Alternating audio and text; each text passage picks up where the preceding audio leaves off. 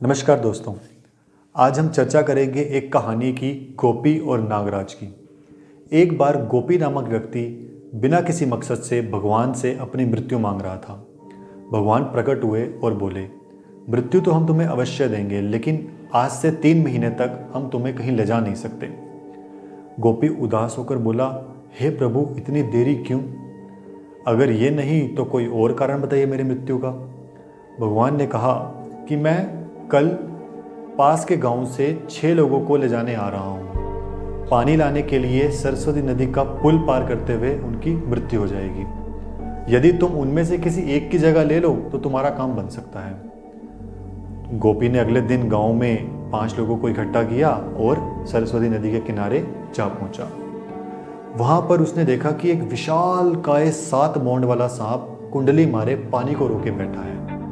सांप और गांव वालों के बीच सदियों से बैर चला आ रहा था और सांप को मारकर ही उस अड़चन से छुटकारा पाया जा सकता था। मगर सांप को यह वरदान मिला था कि जब तक वो पानी को रोके बैठा है तब तक वो अमर रहेगा।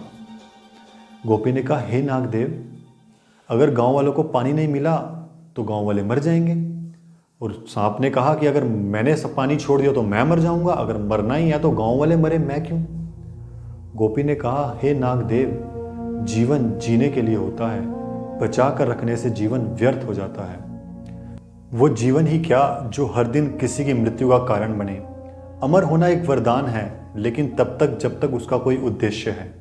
बिना उद्देश्य अमर होना एक श्राप बन के रह जाता है।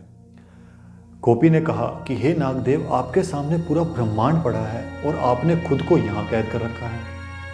गोपी की बातों का असर नागदेव पर कुछ ऐसा हुआ कि नागदेव का सर झुक गया और पछतावे की आग में नागदेव की आंखों से आंसू उभर आए और आंसू की एक बड़ी सी बूंद आकर उस नागदेव के शरीर पर जा गिरी और नागदेव जलने लगा। नागदेव ने गोपी से कहा, हे गोपी, गांव वालों से कहो कि मुझे माफ कर दें। गोपी ने तुरंत गांव वालों को आवाज लगाई कि हे गांव वालों, जाकर बांध को खोल दो। और जैसे ही गांव वालों ने बांध को खोला, सरस्वती नदी की एक बड़ी सी लहर आई और सबको अपने में समा कर ले गई। और जहां ये दोनों जाकर मिले वहां उन्हें उनका मकसद मिल गया।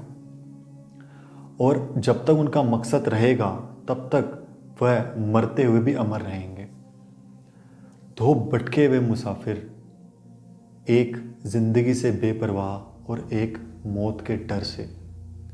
अब चुनना आपको है कि आप अपनी लाइफ को कैसे जीना चाहते हैं, क्योंकि आपने ये पाया होगा कि आपका जीवन एक लंबा अंतराल एक उदासी में ही रह गया। क्यों? क्योंकि आपके पास कभी एक बड़ा उद्देश्य था ही नहीं।